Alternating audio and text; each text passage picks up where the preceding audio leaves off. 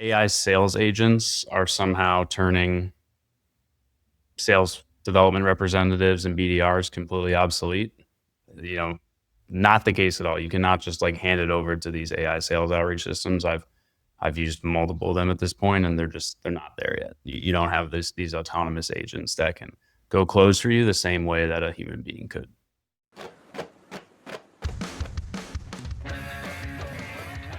Oh yes, this is the Hardcore Marketing Show. I'm Casey Cheshire, your host for this epic journey. Today's show is sponsored by Ringmaster, on a mission to launch B2B podcasts that create relationships, generate revenue, and drive growth. Ringmasterlive.com. Bam. All right, it's happening. It is. This is going down. This podcast has started, and I can't wait to introduce my guest to you today. Crazy things are abroad. I was on his podcast. Now he's on mine. He's an absolute badass. I got to introduce you to him. But who is he? Marketing leader, thought leader, entrepreneur, author, advisor, Forbes 30 Under 30, host of the D2Z podcast, author of Think Z. Maybe we're getting a little trend here. Well, you know what? He's got this amazing community, this insights newsletter he's got. 10,000 plus subscribers. We're about to subscribe to him right now. Co-founder of SCALIS, Brandon Amoroso. Welcome to the show, sir. Thanks for having me on. Dude, I'm excited, man. I can't wait to crack that brain open and learn and see what's going on here. So I'm going to pass you this thing. It's heavy, but obviously you're a strong individual. Okay, go ahead, take Thor's hammer. You got it? All right, I've got it. You got it? Okay. All right, there we go. All right, dude, Brandon, take from me Thor's hammer and smash some kind of marketing myth, bogus strategy, misconception. Set the record straight once and for all. That AI sales agents are somehow turning sales development representatives and BDRs completely obsolete. Not the case at all. You cannot just like hand it over to these AI sales outreach systems. I've used multiple of them at this point, and they're not there yet. You don't have these autonomous agents that can go close for you the same way that a human being could. Are you telling me that AI sales outreach agents suck? Are they terrible? For the most part, yes. And they're completely not worth the spend right now? I think the misconception is that you just download one of these apps and it'll do it for you. There is a lot of setup and knowledge that needs to be had by whomever is trying to deploy the system in order for it to actually be effective. I mean, there's a steep learning curve, because if you're doing outreach at scale and you're talking, tens of thousands of people a month, you need to make sure that the AI is not going, off the rails. And so there's a lot of tinkering and setup and, infrastructure that has to be deployed there. You can't just download it, say, here's my target market, go sell my product for me yet. That's not the reality of the situation. And I bet you that's how it feels when you're buying it, right? Yes, it does. It definitely does feel like that. And I think there's also a level of sort of development that needs to occur with the sales agents themselves to allow for more tinkering from the user's end. All right, walk me through it, man. Like, take me through the experience. Like, what does it actually take to set this thing up at the end of the day if it's not just like magic? You need to have third-party sources that can help augment data to provide some of those personalization like sentences, make the emails hyper relevant, but it still requires some of the groundwork of getting that information. I mean, you can use AI to help get that faster, but there's still disparate sources that you need to pull them from. And it just comes down to, checking and making sure that things are in a good place before actually setting it live. So for us, like, I'm constantly pulling in data sources from other places to support the AI outreach system, because it can't just do all of the research on its own. It's not there yet where like I can just give it a prospect. It'll go out and find every single piece of information that would be relevant for me and what I'm selling into. It definitely, it helps a lot. It's just not 100% there yet. Man, I've gotten so many of these like AI emails, and you know what? The funny thing is, I you onto this trend of like the what's the hyphen? What's the double hyphen? Yeah. The M dash, right? Like classic AI grammar usage because apparently it's good grammar, but no one ever uses it. I don't even know how to make it. Someone was trying to tell me like shift or there's one up here. I don't know, but like I spotted it like first sentence, like, "Hey Casey, M dash, like what's up, blah blah blah." And I was like, "Oh, I see you, Yeah. sketchy AI email software." There's a it's unfortunate because I actually love the M dash. Not like I Do you use it? no, not really ever. But ever since I started using ChatGPT like a year ago, now I've like grown to liking it. Okay, how do you actually make it? I don't know. I just copy and paste it from ChatGPT. Okay, okay, okay. So you don't actually write with it. No. I think in I think in Word or Google Doc, if you hit the dash twice and then do a space afterwards, it'll automatically make it an M dash. Really, for real? All right, I'm trying to write now. Because I know for sure if I go option dash, it'll do it. But if I can double dash, oh, look at that double dash. Um, you know what? We just need to start a trend of people using that so that it helps mask the AI just a little bit more. But yeah, so that's what I'm seeing is just these emails, and they'll loosely pull in something interesting about what they scraped from LinkedIn, and it's usually poorly written, and it's. I mean, I know AI can do so much better, so it's probably someone with their shitty grammar like putting that on top of AI to make it say it. But so how do you make those emails great? And is that what we're talking about? Like email outreach that's a little bit more customized, or is there more to it? Yeah, that's pretty much exactly it. Okay. The the AI sales agents, they work, obviously they're sending you the messaging, but you're not going to respond to that. So like in order to be effective with the sales outreach, you still have to put in some time and effort to provide personalization tags to make sure that it actually reads correctly, that it's not so obvious that it's a templated email and then you have a sentence in the middle that's being filled out by AI, but the rest is clearly like boilerplate. People's BS detector is getting significantly greater when it comes to seeing through the AI stuff, whether it's the M dash and all the little grammatical issues that might take place if you're just pulling in and it's not being leveraged appropriately. You're just sort of shooting yourself in the foot because if you let's say manually you could outreach to a tenth of the people that you can with AI, but every email is going to be hyper personalized. It's going to be relevant. It's going to have nuance to it versus, oh, we send it to 10,000 people, but no one replies because it looks like crap or it's not resonating correctly with the audience. So, increasing volume is not the answer always. As like AI recruiting, you know, telling an AI, go find me everybody who's had a Shopify development experience of like 5 years or more. If the underlying like data set and foundation for that agent is not accurate, then you're basically just going to go from getting like a couple hundred crappy applicants on LinkedIn to, oh, now I have 10,000 because I just let an sourcing agent like go hog wild with bad data. Man, it's so true, right? The automation doesn't necessarily make it better. It just makes it more of whatever it was going to be. Exactly. So it's like pouring fuel on the fire in certain industries and certain verticals. I see it as so far because it's still the underlying data set. And yeah, there's only so much that can be done with that. It makes you wonder too, like, I mean, the hope of AI would be to normalize some of this data. Like, hey, you've got, like I'm looking at your LinkedIn, right? You got, electric, which you sold, right? Or was acquired. Yep. Hmm. So you've got that on there, and some other. You do a lot of things, and you're still doing a lot of things, and they show up as like present right now.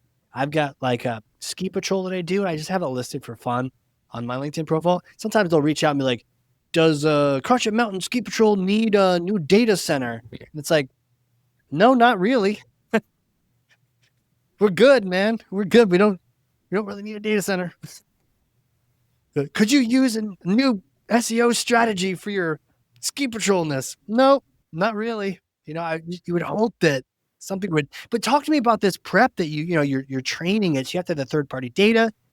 What goes into the training and the setup to be able to reach out? Yeah, so there's a lot of different ways that we train. One is like we use Fathom on all of our Mm-hmm. calls with prospects and with customers.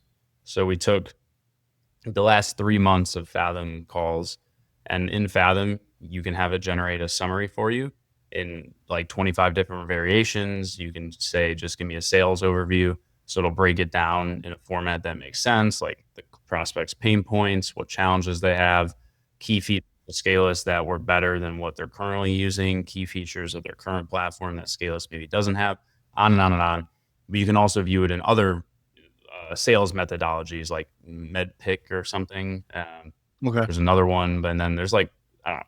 Long story short, we took 2 or 3 of those summarizations of each call, pulled that out, dumped it into our sales strategist, like deep GPT. It intook all that information, and then we asked it, what are our top like 3 ICPs? What are the tools and technologies that we're best suited to win against right now? What are the feature sets that stood out amongst the last 150 demo calls that we did against these existing ones? So then it gave us a short list of like, these are the key things that you should be calling out if you're going to do outreach to companies that are currently on X software, or if you're going to do outreach to companies that are currently on Y software. So there's a lot of that initial prep as it relates to just the overall copy that's not even necessarily one-to-one personalization, but it's like personalized for that ICP that it's going to be sending through via email and LinkedIn connection requests. Then after that, it's actually doing the list generation. So we usually do it. We usually do it in Apollo because our setup is Maildoso creates domains and email accounts in mass. So we have 625 emails through Maildoso, of which 3 to 4 emails per domain. Then that gets plugged into Instantly, and Instantly is what is actually doing the email warming and also the email sequencing. But then we need somewhere to do list generation, and Instantly has a list builder, but so does Apollo, so does BuiltWith. There's so many, so does Crunchbase. So we're doing a lot of list building in these other sources, have saved searches there, export them, and then drop them into Instantly. But when Yeah. you're importing them into Instantly, you can add personalization fields for that given sequence. So that's where you can augment AI and have some manual data, like even a sentence that you put in that's unique for each prospect. That takes a little bit of time, but that's going to help differentiate you because you're going to be leveraging both the sort of ICP work that I talked about in the beginning. You can utilize the uh, personalization token that you're providing. You can even add multiple if you want. That's manual, so that's going to be 100% accurate. And then you can layer in AI around that because we have our OpenAI API key plugged into Instantly. And so there's a bunch of different models that have been created instantly by third-party users, and you can also create your own to create automatic like sentences or fill in the blanks in certain components of an outreach sequence. Yeah. And the important thing though is that you test it with at least 5 to 10 sample contexts to see what kind of messaging is being generated there to make sure it's relevant. And then we press send, and then you just monitor. And I think monitoring, having every sequence have some sort of A/B test that you're running within it, important to continue to optimize over time. But in an ideal world, I'd literally just go into one of these tools. I'd say, here's my software, SCALIS. Look at it. Yep. Go tell me who are my target prospects, and then also Yeah. automatically create email sequences for me at the specified cadence that they should be receiving it because oh, they'll respond better if the follow-up is a day versus 2 days. And I Totally. just sit back and take meetings. I think that's how it's being sold sometimes. But like you get into the system and the list building really isn't that great. You go to Apollo and it's giving you, 50 times more contacts for the same filtering criteria that you put into the AI system. So like there's no single source yet or single platform that has it all wrapped together in a nice bow for us. I'm sure it'll get there, but one day, right? yeah. Is it worth the squeeze? Is the juice? I mean, do you get some results out of it? I mean, a lot of tools stitched together. 100%. I mean, if you are trying to scale outbound, and I think that's still the most effective way, especially in the early days, to get software traction is, you got to get demos booked. You can't rely on, organic Google search traffic. It's not like if somebody were to Google top ATSs in the market today, SCALIS is going to show up. I mean, our site's been live for 6 months, not 12 years like some of these other organizations. So the best way is to get in front of people quickly and to scale Yeah. is through that cold outreach. And then from there, once you have customers, then you can start to generate word of mouth and referrals and tech partnerships and whatnot. And those I'm far more bullish on long term, like referral based growth. But you got to get somebody on the platform to start, and then the referrals will start to come in thereafter. For me, with the Got it. agency, that was the same way. Like our first, I'd say to get to 15, 20 team members, it was pretty much all cold outreach. And then to get from 20 to 50 team members was all referrals. And we stopped cold outreach altogether because we had the referral engine in place. Got it. Got it. What's the step 2 after this email? Like, where does it? Is it just like cold call with like an SDR coming on now, or like is the goal to book an appointment, or are you literally booking a demo from that initial email? So depends on the sequence. In some of the Yeah. sequences, we don't include a meeting link in the first email for some deliverability reasons. And also sometimes the response rate is higher if we're just asking for, free to connect next week or something like that. Or is it cool if I send you a demo that I made for you? Having some sort of pre opt-in from the prospect. But one way or another, the end goal is to get them to book a demo. Whether that happens via, manual scheduling, or they use the meeting link, or I have to ping them on LinkedIn as a second touch. LinkedIn's actually really effective because you're just capped on message volume through connections in general. And people's LinkedIn inboxes are less cluttered than the regular like email. I mean, Sure. I get dozens of random outreaches a day in email. LinkedIn, it's a little bit more, say, it's still hard to go through. I mean, It is. spam, Yeah. but it's not as bad as email. Okay. Got it. Got it. Huh.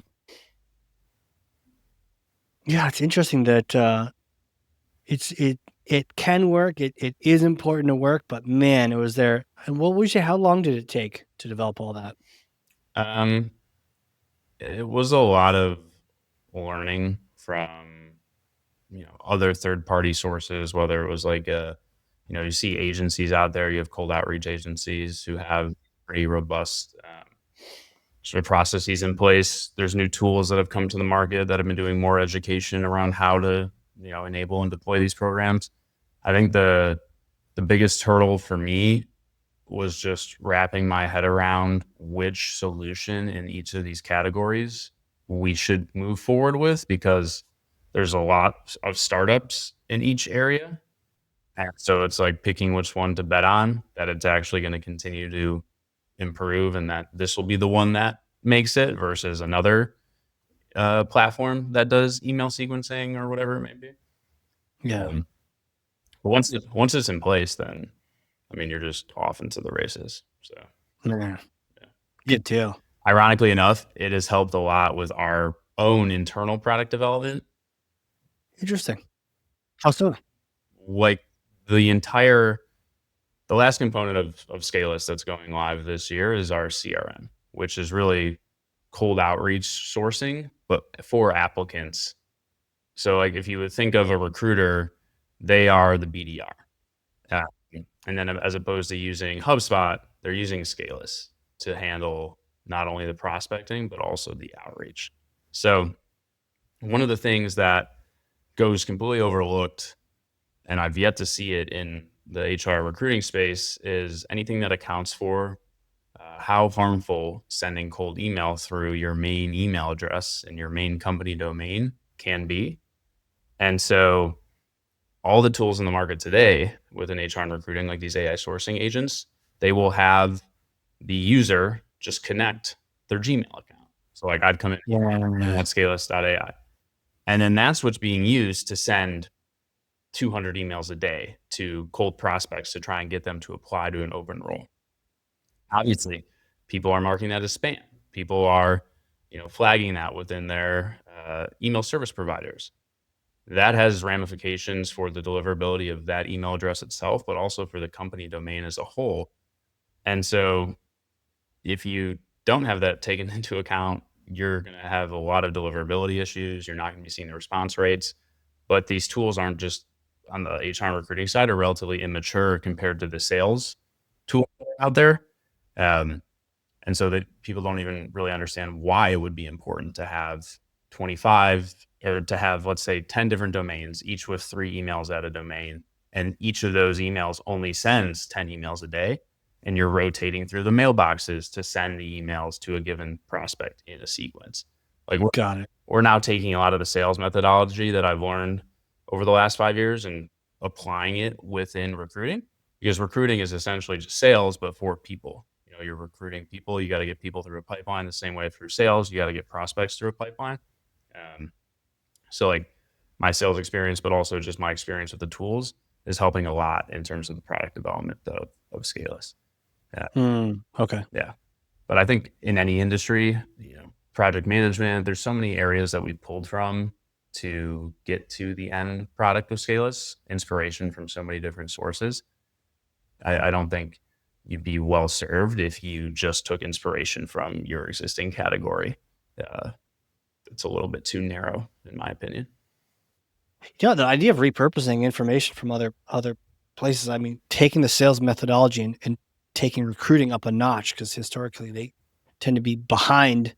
It's brilliant. It makes a lot of sense. Curious, where do you get a lot of your learning from? Where do you like to learn? A lot of my learning I like to get from just doing. So, for example, that whole infrastructure I just walked you through of how we're doing the outbound, it's not like I read a book or something or watched one particular YouTube video. It was a lot of Googling, a lot of YouTube videoing, a lot of searching through resource guides and articles that each of the new softwares in the space have. And then me tinkering, getting accounts of each of them, just setting it up myself and, going for it. That's pretty much how I've learned since day one, even with starting the Shopify agency. Um, you know, anything that there is that you need out there, you can chat GPT it, you can Google it, YouTube University. Those are pretty much the main ways that I go about learning anything. There's like a few, maybe a couple newsletters that I'm subscribed to here and there. But I'm not religious about reading any of them, to be honest. Sure. I'm just so much more of a doer. Like that's how I like to learn. Not as good as sitting back and like reading a 300-page book. I have read some books that have been helpful, like Building Your Brand Story by Donald Miller, I believe. Yeah.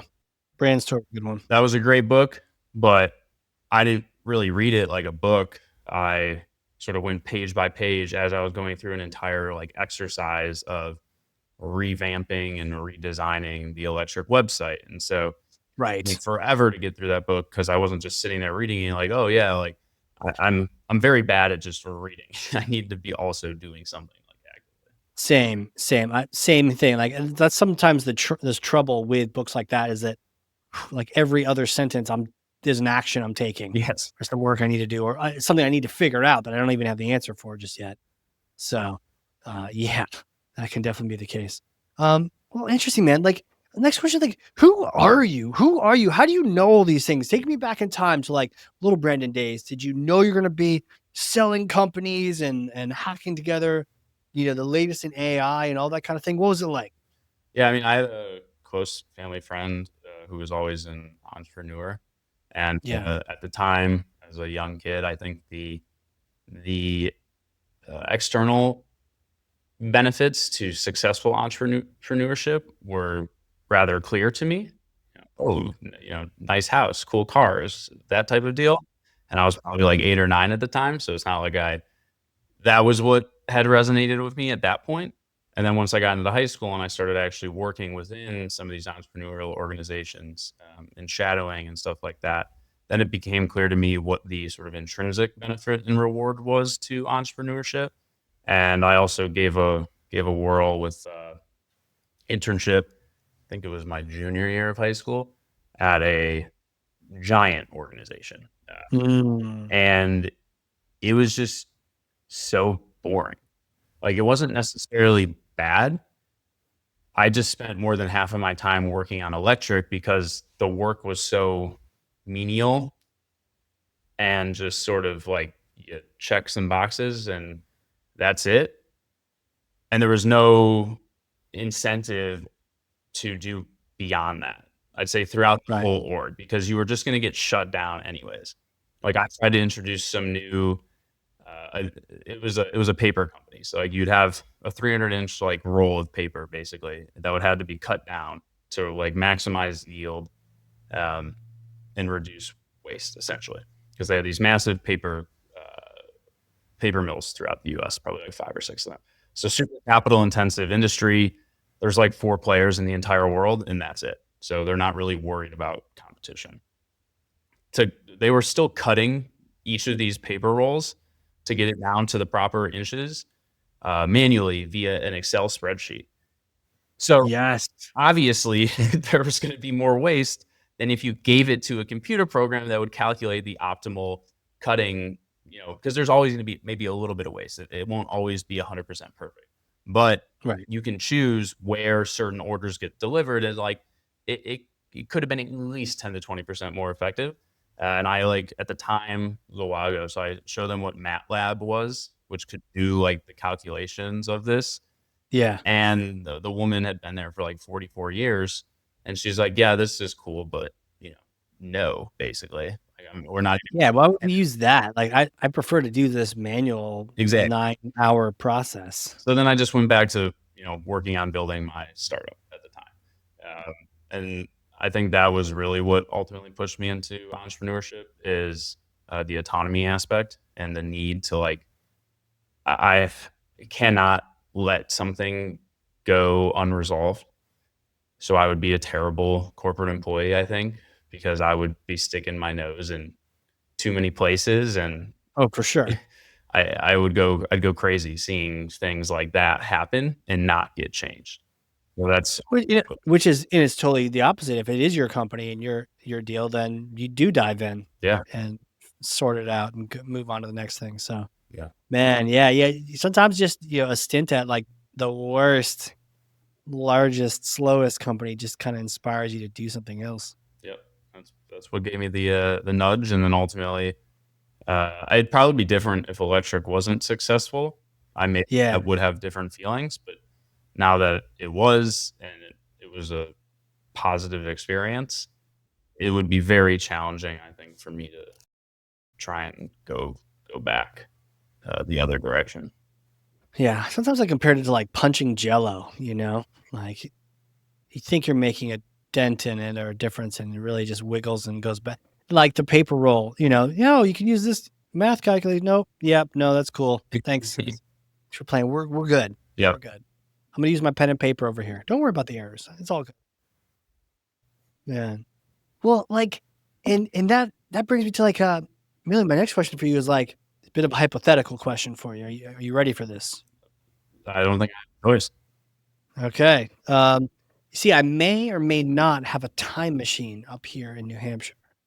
So the next time you're doing an event in Boston, come on up, get some beer, some lobster, and we'll use a time machine. Okay, it's in the backyard, covered in a tarp. So we use this time machine, but it's a particular kind of time machine, right?